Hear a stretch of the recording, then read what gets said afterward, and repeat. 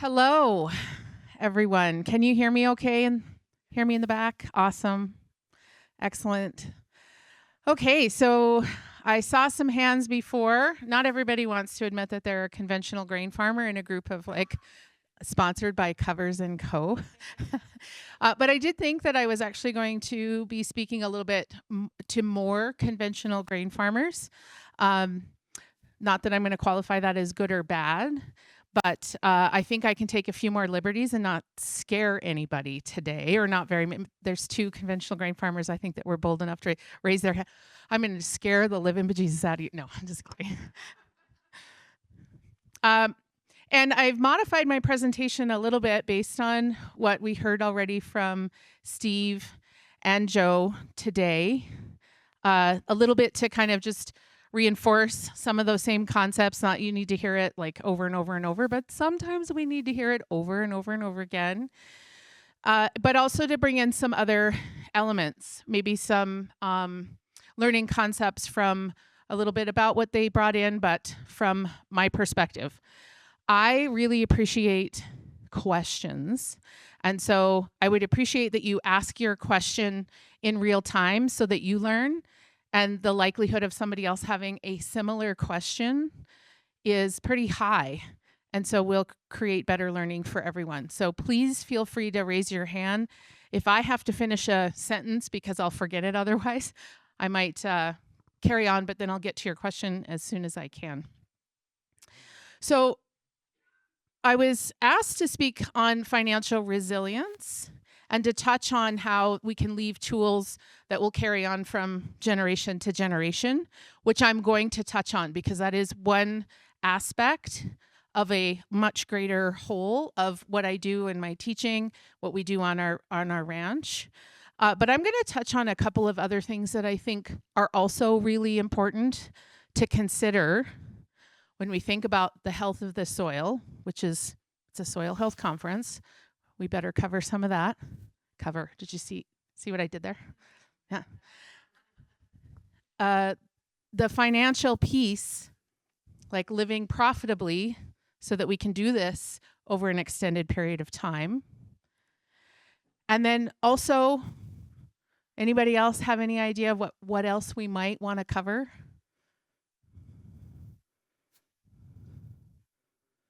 Bale grazing, sure. Soil health, yeah. I'm gonna show some pictures. Any other ideas? Family. People. This isn't a people conference, but guess what? Everything that we've been talking about today is about us living on the land. I think these cycles happened long before we were living on the land and our ancestors were living on the land. And somehow along the way we felt, whoa, we're the super important part of this whole cycle. That's what humans do. We become very egocentric and think everything depends on us, which I think is hysterical and funny and conceited and some of those things. Part of what I believe in is that it sometimes is about us getting out of the way of those natural cycles. So today I want to talk a little bit about the financial piece. I'm going to show you because everybody likes to see grass pictures and cows, most everybody, on the soil health piece, and also talk about some of the complexities of humans living on the land. Is there anything else you would like me to cover before I get going? Because I can just take this in another direction too. Is there anything else? Any pressing questions that you have that I can amalgamate into my presentation? Sweet. I have pictures in here. And maybe you won't be able to tell whether they're in the pasture or in the garden. That's kind of secretly I have a past intern over here who's like, yeah, I know what you mean, because he spent a lot of time in my garden doing the same things. Okay, well, with that, anything I'm talking about soil health can be translated to the garden because I'm doing the exact same things. And my inspiration for I guess I'm going into 16 years of no-till gardening now, came from the soil health principles that we applied with our cattle. All right. So, what I'm really curious about is what makes the difference between families and operations that do things one way and don't last, and what some families do and then last for generations. What is it? Any ideas? Profit. I mean, if you're going to continue to do something, it's going to have to, maintain that profitability. Hands-on teaching and loving what you do. So hands-on, I'm starting to get excited. Can you hear me breathing? Hands-on teaching. So there's a reason why people who live on the land is because they like doing things with their hands. Yeah. And loving what you do. How many people can honestly, and I mean honestly, answer that they love what they do? Okay. That's really good. I find that very comforting. In my line of work, when I'm working with families across communities all over Western Canada, is I find that we really want to love what we do. But when we get to the heart of it, there are a lot of things that are standing in the way of that passion and love, like fear and anger and sadness and grief, which is okay. It's part of it. But I'm really interested in what pieces can we learn that will help make the difference. And tapping into that passion is a real key ingredient. Did I miss anybody who had something? Yes. Adaptive practice and change. It's like I paid you to say that. We're going to dive into some of that. Okay, so why did Joe or Keegan? It was Keegan who asked me to come. I don't really know. I hope he's having fun with his brand new baby twins. Just a quick introduction in case you're wondering why I'm up here and why you're not speaking. I don't know the answer to that, but maybe it has something to do with a little bit of my background. So I'm not from this country. I grew up in Montana, a very small town in Montana. And my background is in sheep mostly before moving to Canada, but sheep and cattle. And I really did not want to have a life in agriculture. And through a couple of very key events, that's why I am back. One of which was learning about holistic management. And so I am a certified educator right now. I'm currently the president of Holistic Management Canada. And our aim is to help people stay on the land because there's a really essential key to our own sustainability as people and our practices of what we are impacting in, and actually I would say probably in the last 100 years mostly, but how we impact over millennium our environment. That we can do things that are not productive for Mother Nature and Earth and things that are. And I think we've come to a bit of an awakening about what kind of impact we can actually have. Does it take 1,000 years, as Steve said, or 100 years to build soil? Actually, our awakening is no, it doesn't. That's empowering. And so I began to learn that in 1996. So fast forward, that's almost 30 years in holistic management. But in 2002, my husband and I moved back to his family ranch in Meadow Lake, Saskatchewan, which is where we are ranching with his brother-in-law. And when we first moved with his parents, Don and Bev Campbell. And I'm here because I really want to help people stay on the land. When I was growing up, the first thing I wanted to do when I became an adult was to get the hell out of Dodge. I did not want to be in agriculture at all. It was not the experience that I was looking for. But those agricultural roots ran very deep. And I kept coming back to the real essence of my values was in actually food production healthy, nutrient-dense food production and producing little humans that also knew that value and can share that with other people. So that's kind of why I'm here. Any questions about that before I move on? This is the B-Bar Sea Ranch from a bird's eye view. Thank you, Google Earth, for easy access to that. Highway 4 is on the far left-hand side or the east side. So north is up more or less in this picture. And you can see the Beaver River, the squiggly dark line on the bottom. 2 lakes to the north and a bunch of bush to the west. We have one neighbor, not sure which is the laser. Do we know which button? Yeah, this top one. Okay, just didn't want to advance a whole bunch of slides.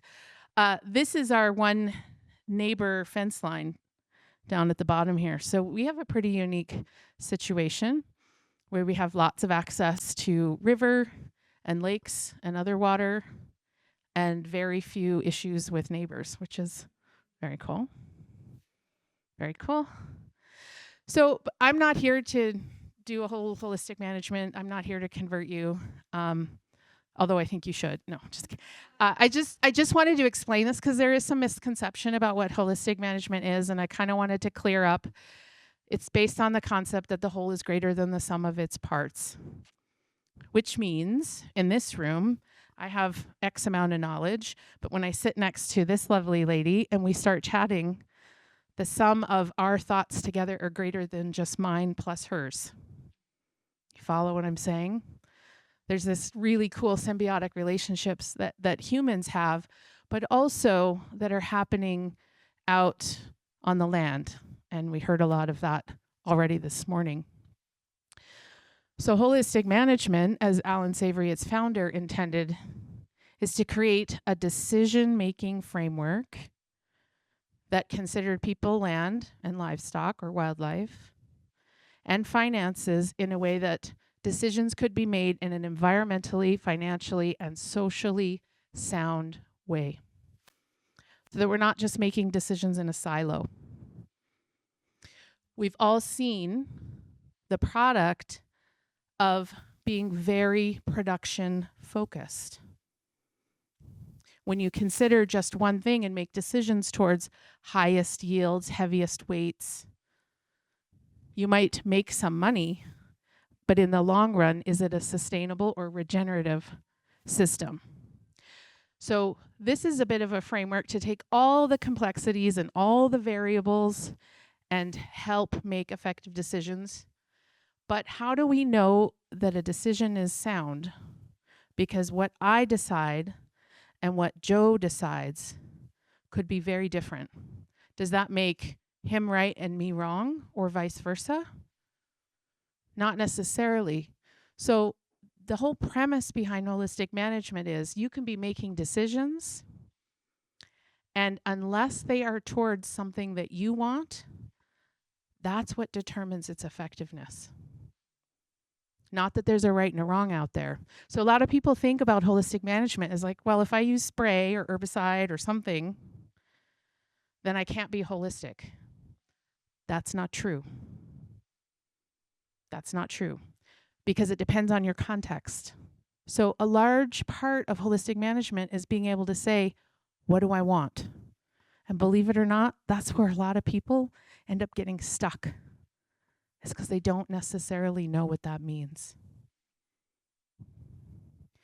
So in my line of work, I help people arrive at this passion that they're seeking and putting it into something that they can either put up on the wall or talk about in an elevator and get the point across to others. But mostly just really know it in your heart, because then decisions are not that hard when you know what you want. Any questions about that? Woo, yeah, right? Soil health conference. We're talking about what? Okay. For some people, visuals are very helpful. So this is a bird's eye view of a milking stool. The 3-legged one. I grew up with a 1-legged one, not very stable. This premise in holistic management is to care for your people, improve your land while making a profit. Those are the three legs. If we do not give equal attention, time, resources to each one of those legs might be not as strong as the other. And so therefore the stability overall is compromised. So all we're saying is you can improve your land. Get some seed from Covers & Co. and start doing some really amazing things. You might see an increase, an uptick in your profitability. But if you do that while ignoring your partner, guess what's going to happen? There's no long-term sustainability in that. So you must also care for your people at the same time, in my opinion. And it's all driven by, whoops, my order is a little bit wonker here, but the three-part goal, which is the seat on top. It's all driven by what it is that you desire. Quality of life, tools and systems, and how to attain that quality of life. And that will impact generation after generation after generation. And if we look to our native elders, they'll say at least 7. That's a lot to kind of think about. So hopefully that visual just kind of helps piece together what holistic management is about. And I'm going to touch on some of these things. But a 3-part goal can be very helpful in keeping you on track. You heard Joe talk a little bit about what's important to them on their operation this morning.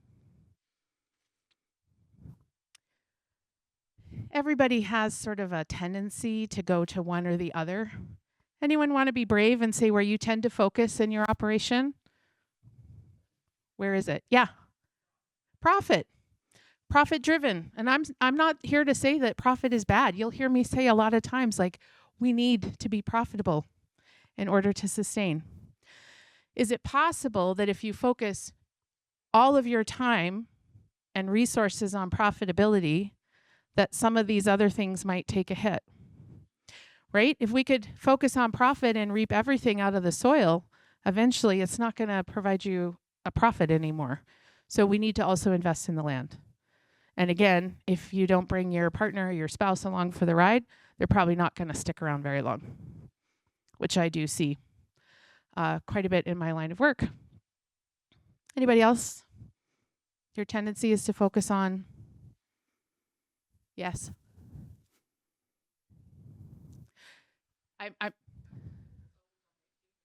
The animals, the land and livestock. Yeah, I mean, that's often what brings us into this work, right? It can be a driving focus. So again, if you spend all of your time and resources on one particular thing, I think it's prudent for us to consider other legs of the stool. Okay. So the triple bottom line. This is the ecological or the land and livestock piece, the social, the financial. We now know it's pretty easy to double your yields, whether you do it with high cost inputs or whether you do it in a more unconventional way through cover cropping, through improving your soils in some other way. We've more than doubled our carrying capacity on our ranch from using the tenets of holistic management over the last almost 40 years now. So we can run 2.5 to 3 times the amount of cattle than we used to. So we can do that. We can increase profits just by doing a financial plan or running some gross profits to make sure that our enterprises are bringing in more than what they cost, and that there's something there left over to address the overheads of the operation. We can do that. There are tools out there to do that. But honestly, when you get real with yourselves, if it comes at the cost of your relationships and your kids don't want to take over the operation because they don't want what they see you living out, or your spouse says, I'm tapped, I thought we could do it, but I just can't. Is the land and the profit that important? In agriculture, predominantly what I see is that people believe their people are the most important, but they do not put their actions behind it. They say they're important, and then they go outside and they work and they work and they work. Dads especially, but not solely, spend less time with their kids because they're outside trying to work for something that they can have when they're 40, when their kids are 40. That doesn't make a lot of sense. Because by the time your kid is 40, they want nothing to do with it. They've gone off to university, started their own career, and have found another path. Okay, I won't harp on this any longer. I just want to illustrate the point that it's just more about all the things and less about just one thing. Anybody want to argue that with me? Because we can step outside. All right. We heard quite a bit about this morning, about how fast do you want something to show a return. So I'm trying to think of the example. Was it Steve? Somebody asked you the question about bale grazing on land. I think it was. Somebody asked you how quickly. And I think this is essentially what you said. This is a quote from Don Campbell, my father-in-law, who is a mentor of mine. He has all kinds of these pearls of wisdom. Direction is key. That 3-part goal, or that passion, identifying that passion and how you're going to carry that out for generations, that's the key. How quickly you get there is irrelevant. We tend to be very impatient. We want to get the right seed mix. We want to quickly, let's put more and more and more on this to get faster and faster results. What we know is with good grazing practices, you can replicate the same process of bale grazing. It's just going to take a long time to do it. So when you think about 7 generations to come, maybe bale grazing is one way to go quicker, but if you just relax into the process, you're going to get there eventually. So choose the direction and then settle into the process. What I find is when people are able to do that, their quality of life increases tremendously, because the urgency to see the immediate result weighs heavy on people. We want to see it now, whether it's driven out of just anxiety or whether it's driven out of a really, I want to change this right away. I want to do good for the world. I see it's going to hell in a handbasket. Either way, it's a lot of pressure. Slowing down. This planet has been here a long time. I've only been here 50 years. I think the planet is going to survive without me. Okay, so I want to touch on just a couple of concepts, and then we're going to get into some of the concepts around financial planning that I think are key, that elevate and level up somebody's practice. I'm not here to do a whole financial planning session thing, so if some of you are like, this financial bore or whatever, it's just a small piece of the presentation, but I want to leave you with some tools and things to think about, and then we're going to just look at a bunch of really cool pictures. But in order to do that, in order to see the pictures in the way, through the lens that I would like you to see them, I want to talk about these 3 transformational concepts. One of which is also a pearl of wisdom from my father-in-law. If you want to make small changes, just change the way you do something. If you want to make large changes, you need to change the way you see something, which is essentially the definition of a paradigm shift. You can see it one way and change the way you see the entire process. So look at the picture on the left. Anybody? What's it a picture of? Rocks, water, sky. But wait a minute, why is the sky on the bottom? It's a reflection. So you learn this early on in grade school. It's like, oh, okay. Could be a little confusing. But then what happens when I do that? What do you see? You saw it right away. Rocks falling or rocks floating. So did everybody see it right away? Or now that we mention it, you see it? It's okay to be slow. No. It's how your brain is wired. It's how your brain is wired. This is a simple example because it's just an optical illusion. I just turned the photo upside down, but based on the shadows, the lighting and everything, it's like, oh, wait a minute. The clouds are in the sky now. That makes a lot of sense. But now we've got these floating objects, which we know defies gravity. This is an illustration of how I kind of just held your hand and walked you along. I showed you the picture. I flipped it upside down. We talked about it. But now you could go and see another picture of a floating rock and you're going to see it sooner. You're going to see it much quicker. That is just the process of a slower paradigm shift. So as we look at pictures today or talk about concepts, I challenge not that you walk out the door and say, yeah, I want to do that. That you walk out the door and you say, huh. Like, it's not what I know, but I'm going to give it some thought. Because I think it's through that process when we challenge ourselves to think about something and see it differently is where the learning is going to happen. Do you follow? Okay, so we're going to hold hands and we're going to walk along this journey a little bit because I also want to talk about change. So I want to shift your paradigm, possibly, if you're willing to walk along with me and hold hands about change. In this industry, most people fear this, and it will leave them paralyzed. To change feels scary. If the legacy that you are carrying right now has lasted generations under conventional management, and you come along and you say, whoa, I'm going to throw some bales out there. Woo, I'm going to put 15 species together. Woo, I'm going to, whatever, calve in June. There's a bit of, but what if I get it wrong? There's just seems to be this legacy to carry on for some people.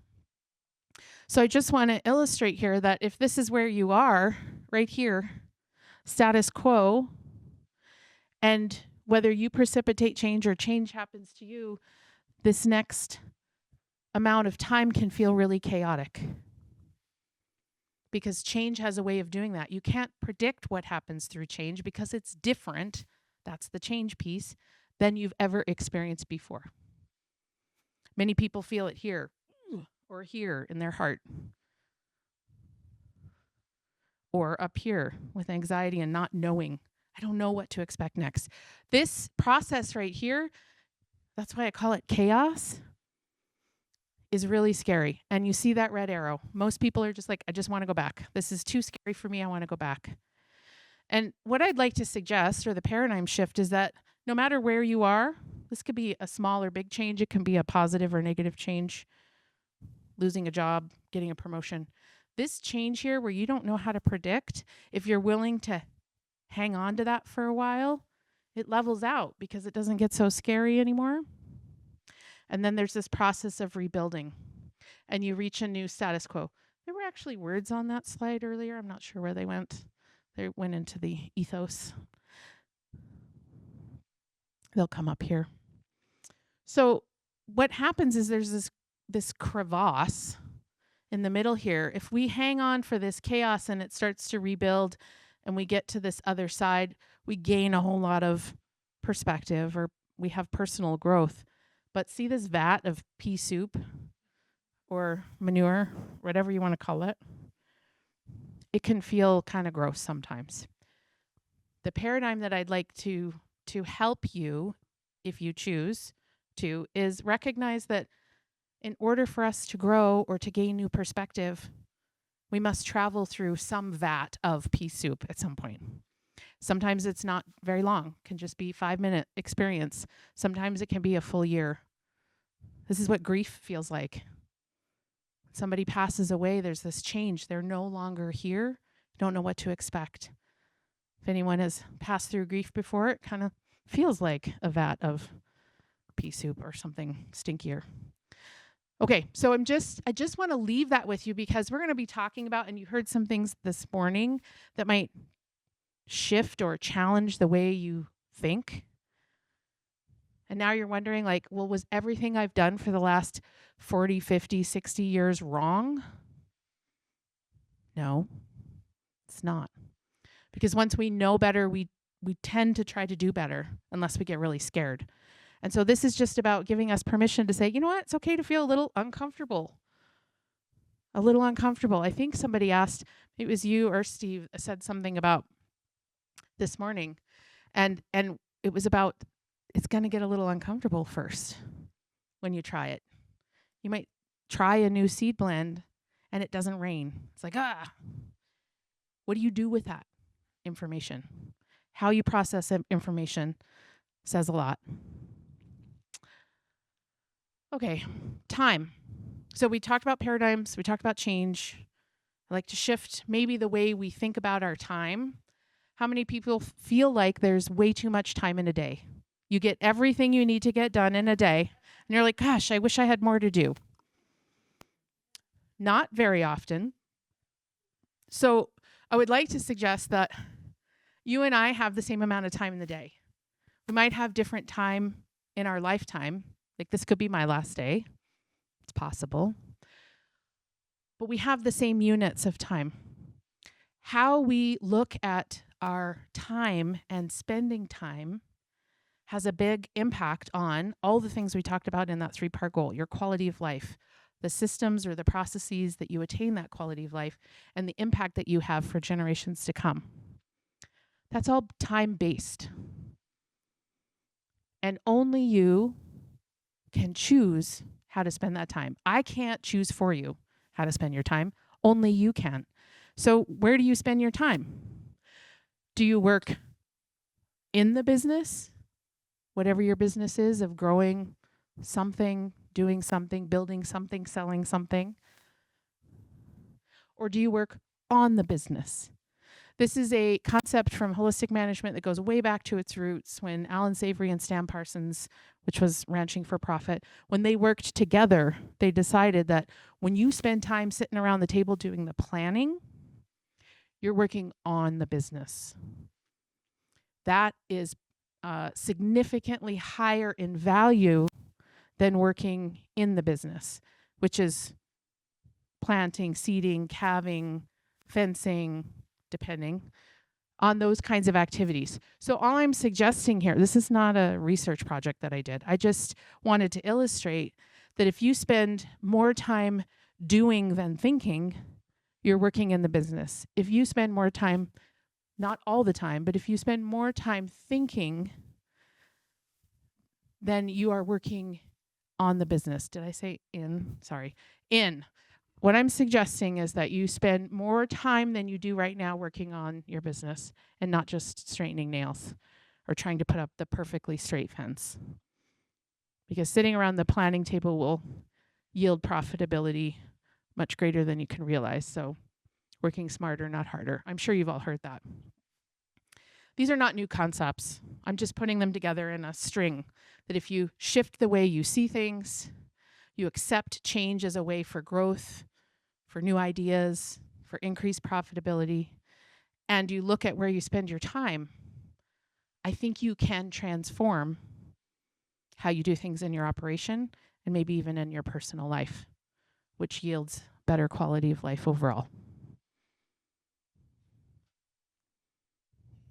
So when you think about time then, where are you working on the business? Has anyone done a calendar year where you actually chart out the planning portions of, it's because you've taken a course, thinking about all the big things? You can decide which ones are doing and which ones are planning, but in our operation, we'll set at the beginning of the year, we're going to work on our business, because we know if we don't do that, we're just going to be working in it all the time. The ranch work never gets done. There's always something to do. So this is just a simple, spreadsheet. You can make it on Excel, or you can just put it on a piece of paper and just say, here's the calendar months. We're going to focus on these things. This is how we work on the business. And when you line it out like this and you put pretty colors and things like that, it can be fun. But then on the working in the business, so I put calving here, but you can't actually see it because we don't calve through the first 3 or the last 3 months of the year. I just kind of squished it all together. You can see and plan and work on your time management so that you're not doing everything all at once. and driving yourself a little bit insane because you never have enough time. So this is a time planning tool. I think this is really essential when you're thinking about the health of the land, because if you want to be running livestock, but you also want to be planting, you can effectively plan your calendar year to be able to do that and not be shooting yourself in the foot at the same time. Okay, so those are just some concepts. I want to get into the financial planning piece, but are there any observations or questions about that before I move on? Anyone surprised by what I'm saying? I mean, I think this is what we all internally know, but we don't necessarily think about it in the context of the work in agriculture that we have. And so we don't apply it. We might apply it in our, maybe our off-farm income job. We might think about these things, but maybe not on our farms and ranches or in our ag businesses. Okay, one of the things that I wanted to leave you with today is not the whole financial planning process. There's lots of software and things out there that you can do budgeting and stuff like that. But there are a few key pieces that happen to be in holistic management that I think are really helpful in people elevating their success and profitability in agriculture. The ones that I think are different than anything else are the ones with the gold stars. I like gold stars. I like stickers. Gold stars next to them. And this little suitcase here on the bottom left that says old paradigms, for right now, if you could just pack those up and leave them, just to have an open mind. You don't have to take whatever I say today with you out the door. You can pick up your suitcase and take it with you if you want. But for right now, I just want to challenge a little bit around some financial planning concepts that may be different than the way you think about them before. Step one is the annual review process, where I like to ask people, are you ready to sit down at the table with your team, your spouse, or even just with yourself and think about finances right now? Like checking in and saying, yeah, I'm ready, or no, I'm not. Because there are things that can get in the way. If the bank is going to call and foreclose on your operation tomorrow, you're probably not in a really good state of mind to be financial planning. Or if you're going to sit down at the kitchen table and do some financial planning with your spouse, but you guys can't have a conversation about what to have for dinner without getting at on each other's nerves. I'll just keep it clean. There's something maybe that needs to be addressed before. So doing financial planning, you should ask yourselves, are we in a good state of mind to do that? If something comes up, you might want to identify it as a logjam, or you could call it an adverse factor or just a barrier. And what I'm suggesting is that if there's something there, like we can't have a civil conversation with our business partners, for example, I would suggest you just say, whoa, let's address that first. So the extreme example I can give in married couples who are about to talk about their profitability and financial planning on their farms or ranches is, if you can't talk to one another, you need to take whatever money you need to get some counseling so that you can sit down and have a civil conversation, because the financial plan is not the biggest fish here. Like we need to talk about that elephant that might be sitting in the room. And so if you identify first before you even talk about financial statements like assets, net worth, if there's a logjam like debt or communication, makes a lot of sense for sustainability to have that conversation first and give it the dollars that it needs to address it. So that's kind of in the annual review. You would do that first. Also, if you're having another curiosity about a new enterprise that might generate income for your operation, let's just say you have a bunch of willows on your place, so you want to start building willow furniture, maybe, just as an example. But you don't know whether it's profitable or not. This is the time to kind of run some numbers and dream about that and see what the gross profit would be for every piece of willow furniture that you make. What is the proposed gross income that you can use to cover your overheads? You would do that before doing all the other things in a financial plan. You could also do some great brainstorming exercises. So we need to generate more income right now for this year. How are we going to do it? Brainstorm. with whoever you have, your neighbors or your family, your kids. They're really good at brainstorming. So that would be the first step. So I wanted to talk about that one because that seems different. I haven't heard anybody say, before you sit down and do numbers, check in.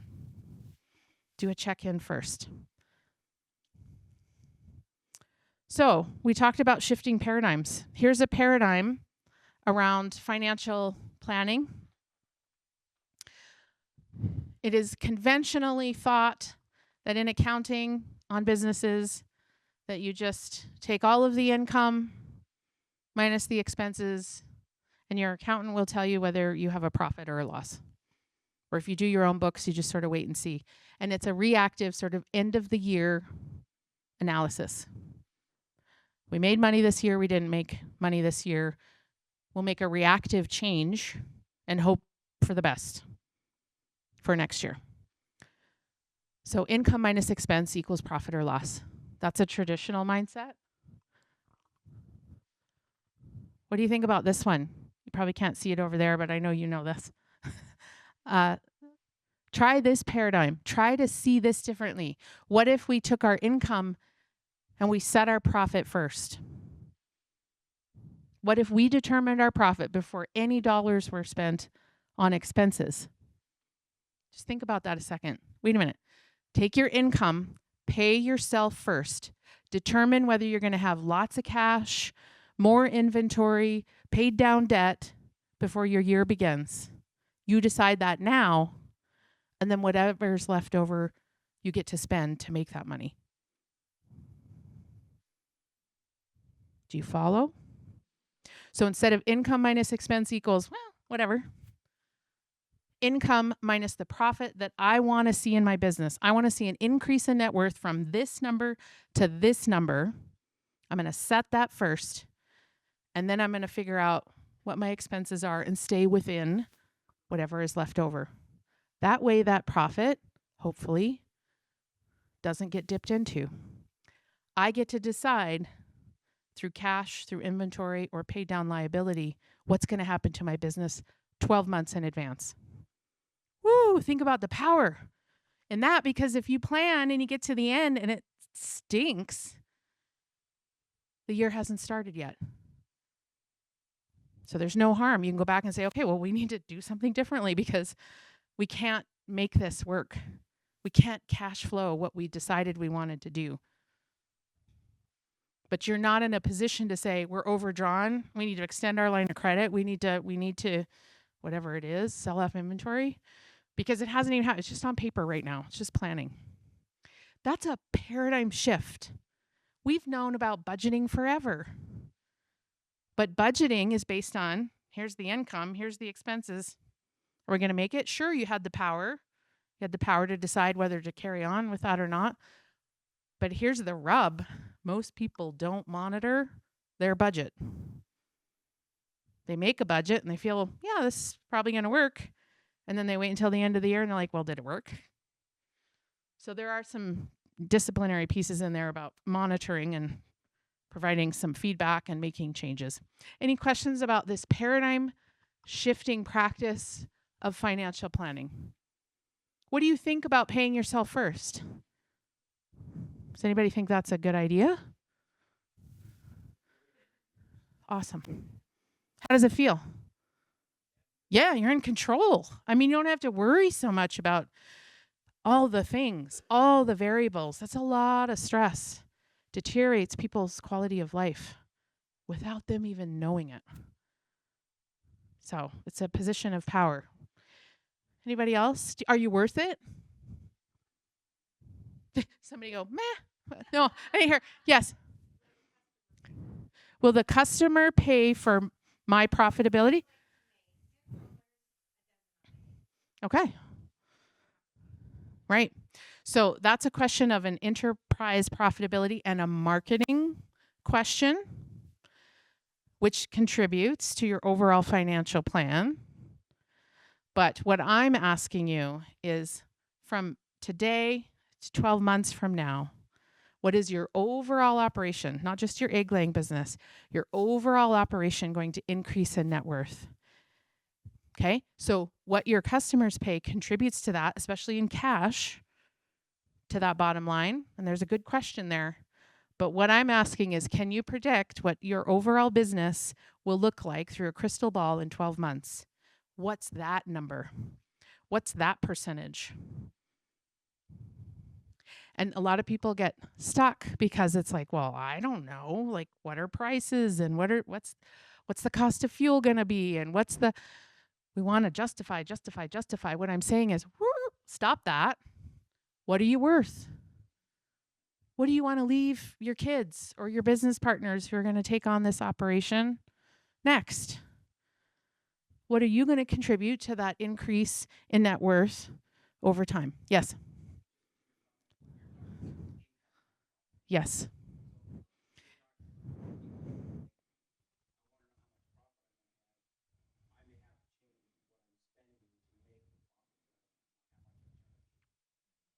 See the difference? I see you. I see you. Awesome. Okay. I want to keep going. Here's another concept that can totally blow your mind is I just like to say, like, not every dollar in holistic management financial planning anyway, not every dollar equals a dollar. They are not the same. Why would I say that? Not every dollar equals a dollar. It's going to it's worth 72 cents. Yeah, no. That's funny. I like that. It's because depending on where you spend that dollar or what you spend it on, it can have greater value. And when we plan for things that every dollar is the same, then we spend them as if there's no prioritization. So, in this example, and this is just an image, I'm not going to go deep into this, but I just want you to understand we can look at the egg laying business, that enterprise, and say, where is the weakest link? Is it in converting sunlight into energy into the soil or growing something off of that?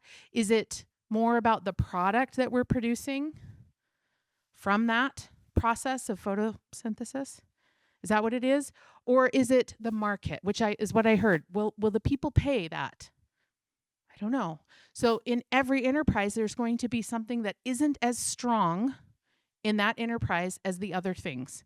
And so you identify which one needs the most help, and then you prioritize your dollars to that, because every dollar of that spent on a weak link, resource, product, or marketing, will elevate that enterprise and make it stronger. Which means that when you spend a dollar on your weak link, whatever that is, you're elevating your business. When you spend it on something else, like a maintenance expense, it's not that it's not important, but it's not elevating your business.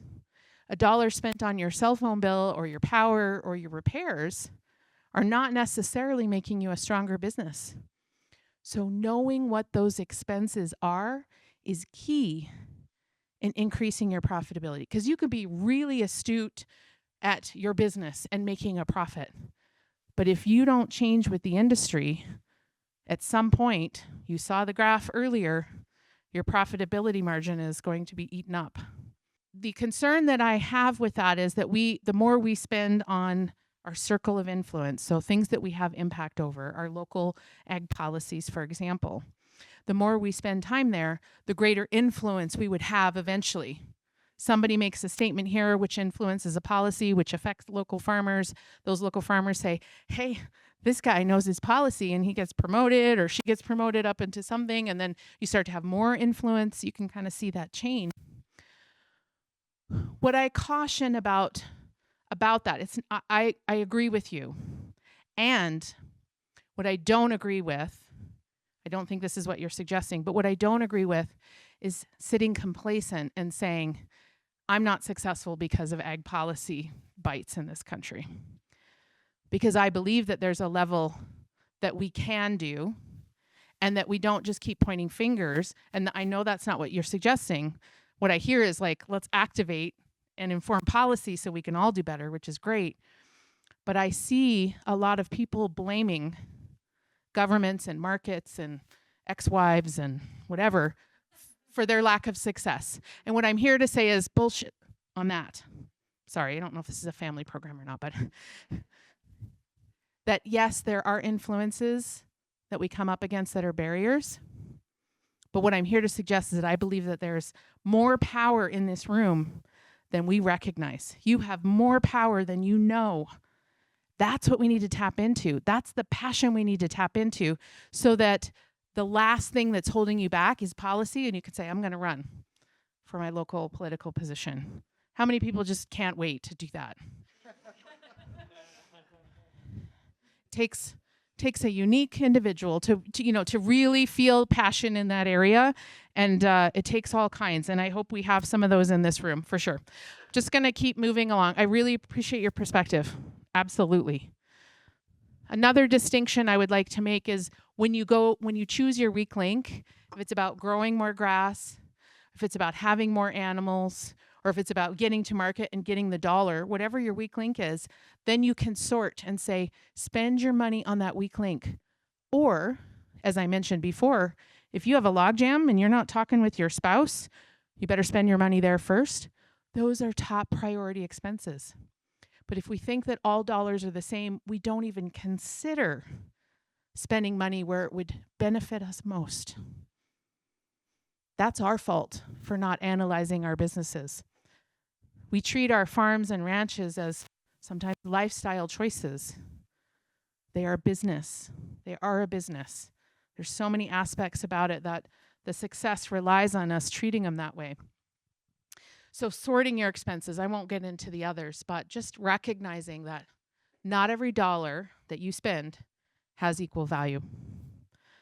That's a paradigm shift. You don't have to believe me, just try it. See what happens. And then the feedback loop, this is the piece or the discipline that I was talking about. When somebody does like a financial plan and they have a really great plan, then they never look at it again. And they wait until the following year and they're like, oh, we were way off on that. The monitoring piece allows you, if you do it, say, once a month, you have 12 opportunities to shift. I was teaching a course in Fillmore, Saskatchewan, and the husband and wife have been taking over their family operation. And I mentioned about, meeting and having like business meetings. And they're like, yeah, we do one every morning. I was like, whoa, no, like a business meeting, like sit down. And they're like, no. We sit down, we have 2 chairs, they face one another, we have our coffee, we have an agenda, we go through the market reports, we know what is in the bin, we know what we need to market, we know who is going to call, and it takes us 15 minutes. It's like, ooh, you should be teaching this course. Anyway, that feedback loop. So you get to the end of that process. That was just a really expedited version of it, but you think about those things differently and you run a cash flow. You get to the end and you either nail your profit projection or you don't. So then you ask yourself, are we satisfied with this? If you get to the end of that plan and you're satisfied, you've done your work. Carry on with your year. Do the monitoring. If you're not, it's also a win because you know you're not going to be satisfied, but you have time on your side to be able to do something about it. Okay, any questions about that before we get to some pretty pictures about improving ecosystem processes? You heard all of this morning. Capture more. Any questions? I'm sorry, started to go off already. Questions about the financial planning? Pull me aside if you have something specific during the break. I'd be happy to answer your questions. So these ecosystem processes, Steve really honed in on the water cycle piece, the water capacity holding ability of your soil, or doubling your effective rainfall. And we also talked about capturing solar energy, so that whole process of taking the one true free source of energy that we have from the sun and converting it through exudates through the process of photosynthesis into the soil. That's energy flow. You can walk out on your land right now and determine whether you have healthy energy flow or not. You don't need a degree. It's not rocket science. You can just ask yourself, is there bare ground? What happens to a ray of sunshine when it falls on this particular piece of land? Does it hit a leaf? Does it hit litter? Does it hit bare ground? You'll be able to determine that. Same with water cycle. What happens to a drop of rain? Does it hit something? Does it get absorbed? Does it have this micro burst erosion effect by hitting bare ground? Recycling minerals, so you've got all those fun little bugs in there. If they have the right amount of moisture and the right temperature, they can work for you. And then this idea of diversity. So we've heard all of these things. I'm not going to go into detail today, but I want to start showing some pictures because we have about 15 minutes, 20 maybe at most, and I want to have some questions too. So the picture on the right, my far left, your right, we were giving a tour and we had a bunch of PAGs from the government of Saskatchewan. They were working, and we took this tour. Somebody said, well, I can't identify this species because it has too many leaves. Because I've learned that this species has 4 leaves, but this one has how many? 1, 2, 3, 4, 5, 6, 7, 8, 9, 10, 11, 12. 12 leaves. And, you know, perhaps there was just a paradigm shift waiting to happen.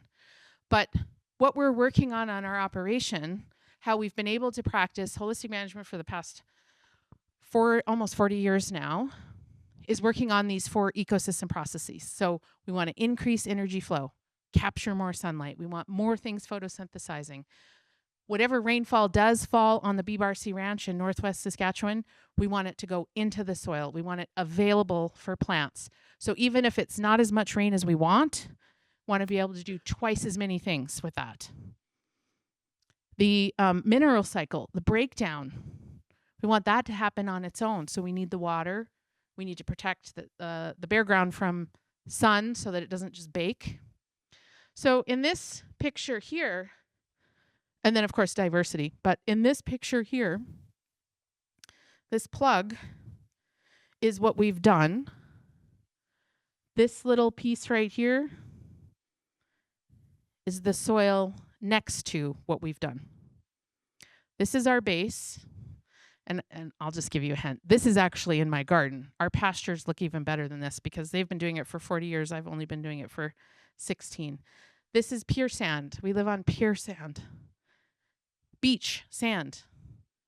So I went to the side of my garden and picked up the available soil, and I threw it on a garden plug of the practices that I've been using for almost 16 years now, and you can see the difference. And all I did was park the tiller and cover the bare ground. That's what we've been doing with our cattle for the last 40 years. We stopped the overgrazing. So we have planned grazing, which Steve talked about and Joe talked about, like just moving our animals so that they don't overgraze the plant and leaving enough time for it to recover. And if you don't believe me, ask my intern from 2 years ago. He'll tell you he got to play in the garden a lot. So those ecosystem processes. Here's what happens. On the left-hand side, you'll see this is a jack pine pasture that we have. It's an 80-acre paddock because it really doesn't grow much. Everything else on our ranch tends to be like 15 to 20 to 25 acre paddocks. I'll show you a picture in just a few minutes. This pasture here, you can see, maybe not from where you are, strawberry. There's I think a rose bush right here. There's some grasses. I have a wooden meter stick there to just kind of see what the growth looks like. Maybe not in huge spots of bare ground because we've been doing this for quite some time. But this was an experiment. We had an intern, maybe 2014. No, before that. It was long ago, 12 years ago. Said, I really want to measure this impact because we don't do a great job of like measuring and taking pictures and stuff. But so we took some pictures. We put out a bale grazing pod. So this is that concept that we were talking about that you guys seemed to be very interested in.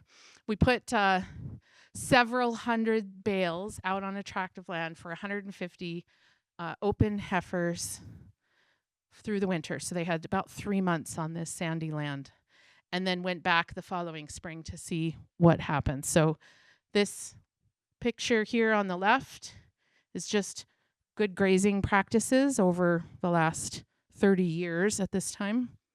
This picture in the middle is the first year of growth. So I want you to notice the change in color. You can see brome here, the height of that. Still some litter here, but definitely a change. And the leaf looks very different. And this is year 2. So year 1, year 2, we've already got clover growing in sand. And there's this very happy bumblebee right here. So what our intern discovered was that through bale grazing one winter and then grazing the next year on this sand that responds really well to animal impact and increased moisture and temperature changes, we had 7 times the grazing. So our previous management, we would move a herd of 700 to 750 cows through this 80-acre paddock in one day. We'd basically just walk them through and they would graze. We'd get 1 day's grazing with that herd. The next year, in our first pass, we got 3 days of grazing, and in the second pass, we got 4 days of grazing, for a total of 7 days of grazing, with 85 days between the 2 grazes in that 1 year. Remarkable, remarkable on sandy land. So we continue and started grazing, bale grazing in 1989, I believe, and have not looked back. We also do willow grazing. We have lots of willow. And our yearlings, these are yearlings, will pass through. We noticed that when we stopped ivermecking in it's before I came, so it was 1997, I believe. We stopped ivermecking our cattle, that they choose different things to eat in the winter. I don't know that we made the correlation, but it was an elder who said, we think there's a natural deworming in the bark of the willow. And that made a lot of sense to us because in February they eat a lot of willow. Bark, leaves, the whole thing. Not because we starve our cattle, because they want to. And so maybe there's something to that. Again, we're probably not going to be the ones to scientifically prove that. But now, yearlings will graze on willow, not entirely, but this is part of our willow management practice. We don't want to annihilate the willow. It's really good for us to have it. We want willows in moderation. And so we also want to see these animals utilizing that. We had a really, really intense flood in 2020. 2020 was an intense year. And they already knew how to eat everything else other than the grass. They ate poplar shoots, they ate pine needles, they ate rose bushes, some buckbrush, I think, and a lot of willow. So here's just a few pictures. I'm going to show you, this is what it looks like in the spring after some bale grazing. We fed some oat hay here and a green feed. You call it green feed here, not oat hay, right? Different country. Okay, so green feed, oats here. So there was a lot of straw left over, and I heard somebody ask before about how much you waste. This is what we refer to as how much we invest in our soil. And so I just want to kind of show you what happens in that particular area where there was a lot of waste. We saw thistle. And my husband, who really doesn't like thistle very much, really saw it as a bit of a problem. And we talked about that, like, is something really a problem? So he did a little bit of a experiment and did some high stock density, put up some temporary fence to see if he could have an impact on the now larger thistle patch. It was probably 4 or 5 acres that just seemed like all thistle in that area. And I don't see it as a problem at all. He happened to see it as a problem. And so we let him do this little experiment and put him really close and left him there for, I think, 3 hours at a time and set up like 3 separate paddocks and just kind of moved him through. So this is what it would look like after 3 hours. 600-700 cattle on a 3 or 4 acre piece, and had a lot of animal impact. Unfortunately for my husband, it really had no impact at all. There were thistle there the following year, and the test plot where we did nothing, there was still thistle there. But the third year after that very intense biological capital investment of all of that straw on the surface was entirely broken down. And what comes after thistle which is an indicator species. It means this is the only thing that can grow here right now. This is the perfect environment for thistle. What comes in naturally after that is a perennial grass. And so we have no thistle there now. In fact, and I think I put pictures in here of, that's just us having a fun field day. I don't know where it is, but I have a picture I think it's just in a different file that shows that this is full of clover now. There's virtually no thistle there now. Again, it was about the patience of waiting for the biology to break down the investment that we made so that it could improve. We just had to get out of the way. Now, Mark had a lot of fun doing that experiment, as frustrating as it was, to put up the fence and then manage that all day and then realize it really didn't make one bit of difference. I do think that they can have an impact on that. So just in this particular environment, it's not maybe brittle enough. Maybe it's just there's a lot of available nutrients and moisture in this particular paddock. Anyway, so I want to get back to and then ask some questions. Like the real reason why we're doing what we're doing is not just to do experiments on thistle. Like we're there because we enjoy it. We love doing it. Are there issues with our people? Absolutely. Absolutely. We are working through things all the time. We just got back from spending 2 full days, back-to-back, 8-hour days with a family counselor in Cochrane, Alberta, to work on our people, to invest in our people. It's the green feed leftover biological capital analogy that we left investing on the land for our soil.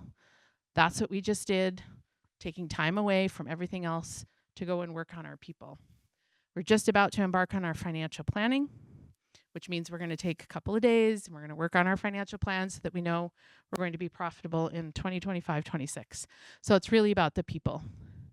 And it takes a lot of time working on the business, at the table, looking out at all the work that could be done, but making really good decisions about where the future of our business is going.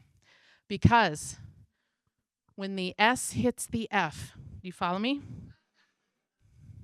When the Beaver River floods, this is not the edge of the river. This is not the river itself. This is one of our paddocks that's about 3/4 of a mile away from the edge of the river that my brother-in-law is, up to his waist in. And that's the picture out of my front window that I looked at, where 80% of our 4,000-acre ranch was under 10 to 12 feet of water for a very long time. That was a 100-year flood that happens every 25 years or whatever. Yeah. Really important that we have the basis and the foundation to manage people who are stressed. This was also during the year of COVID, by the way, so everybody in the world was off their rocker and didn't know what to do. And, it was really high on that change chart. We were deep into chaos there, among many other things that were going on that year. But we're acquiring new land. You see this? This is an island of cattails that floated in and traveled about 2.5 miles and rested there, depositing some biological capital. This is what it normally looks out my front window. Very, very different. Just a lot of water. So talk about broken water cycles, man. Whew, we got some work to do. This is what it looks like in the garden. So the pasture is very diverse. My garden is very diverse. Lots going on there. And you think, oh my gosh, that is total chaos. So on that change chart, if you look at that garden and you're like, oh my God, that is so chaotic, just hang on. You'll come around. Don't worry. Just kidding. Just a few pictures. Okay, I think I'm at the end. Questions? I have more pictures to show if anyone's interested. I'm happy to show you like the clover and things like that. But for right now, questions. I'm really good at answering hard questions. What I find is that people are really scared to ask hard questions. Yeah. How do I get my husband to buy it? To the garden or to the whole practices? Here's the difference. Is that he had to get me to buy in because remember, I was I was not coming back into agriculture. I thought agriculture was my experience in agriculture was we never made any money. We didn't know what we were doing. We were managing crisis to crisis. Everyone was upset all the time. And my mom was at the end of her, she just was a firecracker waiting to go at all times. And so that's what I thought. When you're a kid, you're like, well, this is what life is. This is how agriculture is. I was like, no, I went to school in New York. I studied in Europe. I tried to get away from it. It was actually through meeting Mark that said, God, that wasn't my experience at all. Like, we planned for a profit. I was like, what? How do you do that? How do you do that? I just was so curious. And so he had to sell me on it. So basically what he did was said, well, just come live with me. I'll show you how it works. And it worked. And it worked. And here I am. Yes.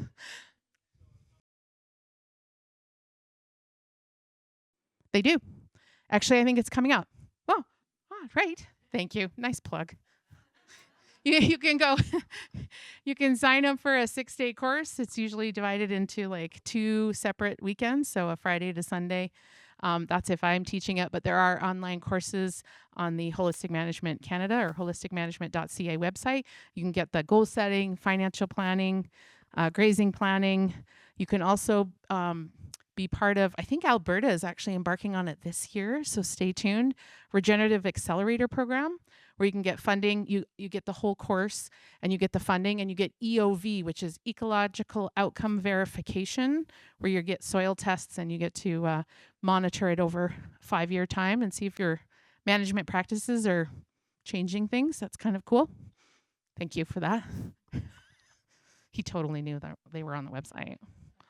I see you too. Any other questions? Yes.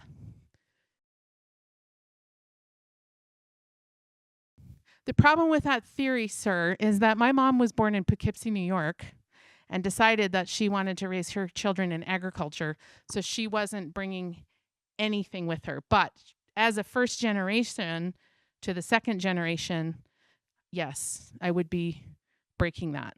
My sister chose not to be involved in agriculture at all for that reason, and she's still not to this day. But I believe that my children, at least one of them, definitely wants to be a part. So yes, I'm hoping. But my life and happiness is not dependent on whether or not my child takes on my operation or not. That's my work to do. I heard a question here, but I see one over here. Did somebody have a question? No? Okay, in the back.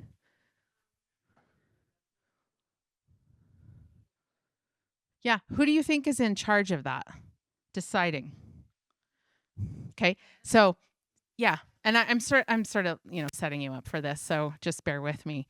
But if you are in charge, then who ultimately decides how much to do? Okay, so if you follow me, and I'm putting the onus on you specifically because while it feels like a burden that it's up to me, so basically everything we've done has been, you could say my fault, but that it should empower you also to feel like if I want to make a change, it's not based on some external factor that I have no control over. You have 100% of that control. So you determine how much time you spend on the business, how much time you spend with your kids. That work-life balance is entirely up to you. And knowing that, I think, is facilitated by knowing what your goal says, which is in your quality of life, as it says, we have work-life balance and we spend the time with our kids, and you define what that looks like. So when you come up against a question, you can look to your goal and say, yes, this is taking us closer or farther away from what we want. So the question was about, how old our kids are and whether we included them. And I'll give you just 2 quick examples. Number one was my husband saying when our kids were, so they're 3 years apart, they're now 22 and 19. But when they were very young, I think it was around 4 or 7, he had the opportunity to take them to do something. And he was like, I really don't want to take them. They're not, like, it's going to be harder.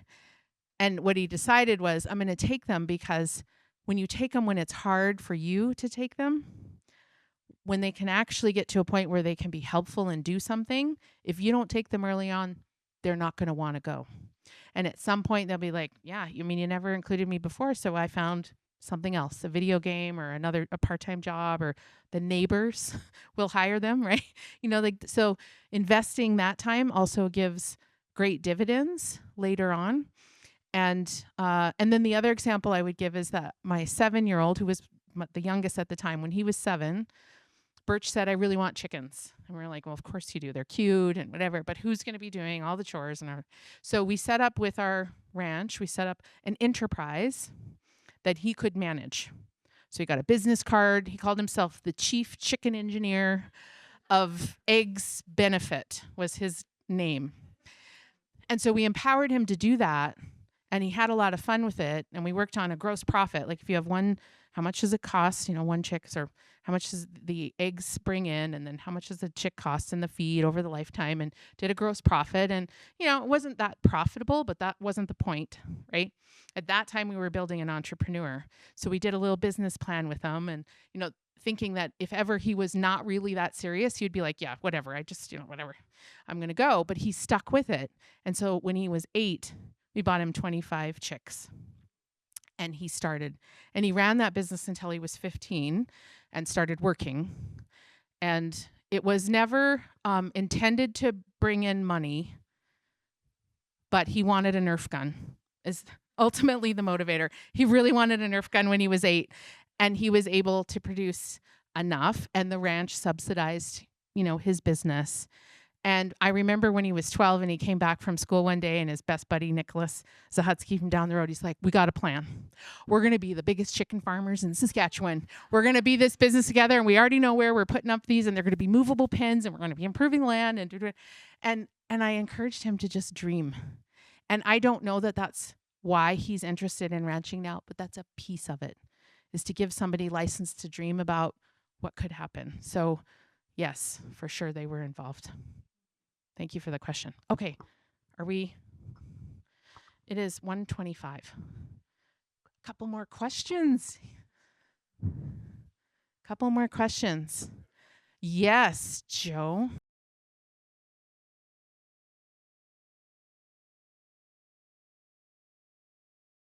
Yeah, so measuring, the bale grazing residual or residue value versus the overall. Yeah. So what we know is that the material that goes through the animal is manufactured much more quickly, where the nutrients are more readily available on a faster timeline. So anything we can put through a cow or a 4-legged ungulate ruminant animal wins. What we know is that based on variables in a winter season, quality of feed, all those kinds of circumstances, we may have more or less a variable amount of investment into the land afterwards that we leave behind. And so part of it could be quality of life. Really good example was, I told you we were headed to Cochrane to work with this family counselor. And our cows had bale pods, like bales to clean up. They would have cleaned up more. But we chose to prioritize ourselves and open the gate into the next 3 weeks or 3.5 weeks of bale grazing pods and leaving more investment there. Now, feed was cheap this year. If we were paying 10, 11 cents a pound for hay, we might make a different decision. But because we're paying 6 cents or 6.5 cents a pound for our feed this year, we're going to leave that. We're going to move to the next pod. Peace of mind. We're going away to Calgary. We don't want to ask anybody to have to do chores or, find cows somewhere else. And so we put them in. They were very happy. We have the option of going back in the spring and picking through again and cleaning up. So when we weigh that, what we know is that if our feed costs are cheap now, that's the cheapest investment we can make in the land. So actually, if the more we leave behind, in that case, the better for us, because it's going to work there for many, many, many years. The manure coming out of the back end of the cow, she's still working for us. She's just working for us in a different place. So this is on a little bit faster. This is on a little bit slower, and we're okay with the difference. So if you find impatience with that process, you probably want to leave less and push your cows a little bit more. What I really liked about it was his opening remark was about the neighbors looking in. And you would be surprised of how much your decision making is based on what other people may or may not think. And that's not me making fun of you, it is human nature. So if you can first ask yourself, and I don't know if this was any part of your question, but for anybody, if you can first ask yourself, am I making this decision for me or the neighbor? And be real with yourself. Because if you're doing something on your operation for somebody else's goal or through their paradigms or whatever, Stephen Covey says that's quadrant 3, which makes it feel like it's urgent but really not important to you, is you're doing something for somebody else's dream, and do you think that's going to get you any further in terms of quality of life and contentment? Yeah, ideally, we would know well in advance when we're purchasing our feed, because we don't put up a bale of hay ourselves. We don't have the equipment. We purchase, some cases that's 5,000 round bales. So you can imagine it's a bit of an orchestration, multiple suppliers. We're going to have some on hand, but we're going to set it out. So if we can pay for the guy who's trucking our hay to go right to the pasture where we're going to drop it, it's less handling, so it makes a lot of sense. So we purchase it in September.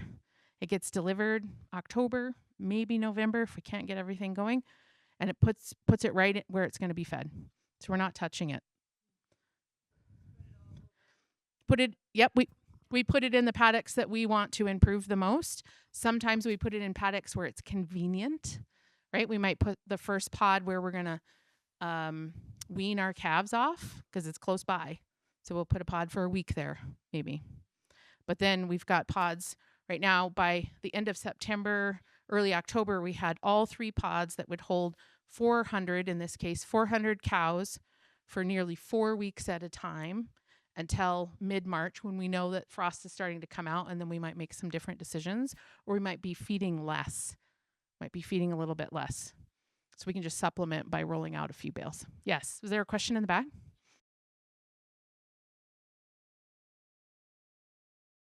Well, if you noticed, so in the growing season, we live on the river and there's lots of available water. That's our unfair advantage. There's lots of available water in most years. This year, almost every slough is dry. The river, the Beaver River, I could walk across, which rarely happens. It's really low. So we did have some water issues. So our cows that would normally have to walk a couple hundred yards had to walk like a quarter mile, or, like half a mile maybe at most. In the winter, we rely on snow. So they aren't drinking water at all, just like the buffalo did. Like they just are licking snow. But we have to make sure there's snow. And so we have to have a plan B. If there's no snow to lick, we better be near somewhere where we can cut ice for water. Does that answer your question? Yeah. Yes. Like, woo. Okay. You just shut me off whenever we're done.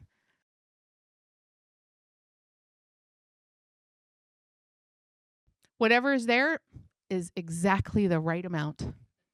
It is exactly right. Because if it's really thick, what I've heard from people say is like, wow, that's a lot of waste. And look, you killed the grass.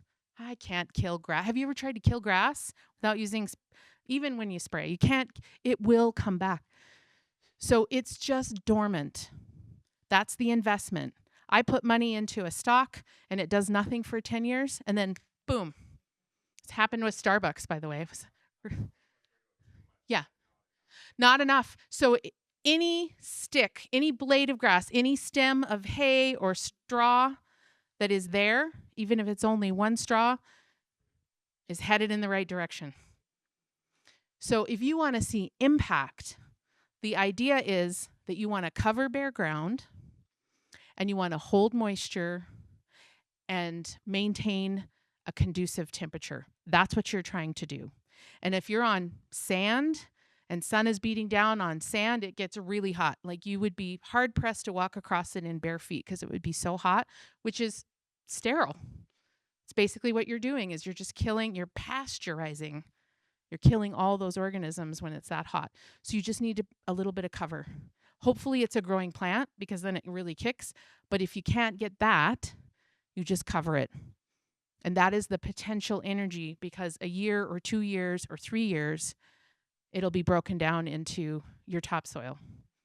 And you're going to see that rainbow of color. So there is no too little.